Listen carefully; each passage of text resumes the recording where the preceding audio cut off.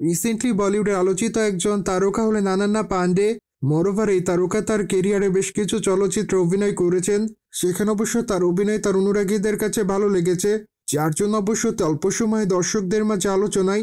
অন্যদিকে এই তারকাকে সর্বদাই সোশ্যাল মিডিয়ায় সক্রিয় দেখা যায়। মোরওভার মাঝে মাঝে লাস্যমী রূপে ক্যামেরার সামনে ধরা দেয়, কিন্তু যাক সে সকল সমালোচনাকে এই নায়িকা সেভাবে গ্রহণ করে না। মোরওভার এই জন্য এই নায়িকা তার ইচ্ছামতো ছবি সোশ্যাল মিডিয়ায় শেয়ার করেন। সেই ধারাবাহিকতায় সম্প্রতি এই তারকা তার সোশ্যাল মিডিয়া হ্যান্ডেলে বেশ কিছু ছবি আপলোড করেছেন। মোরওভার তার প্রকাশ করা ছবিতে দেখা যায় কালো কালার ওয়েস্টার্ন পোশাক পরে ক্যামেরার সামনে ধরা দিতে। সেই সাথে খোলামেলা চুল হালকা মেকআপে তাকে দেখতে অনেকটা সুন্দরী লাগে, আর এই জন্য অবশ্য তার রূপের প্রতি ঘায়াল হতে দেখা যায় তার অনুরাগীদের।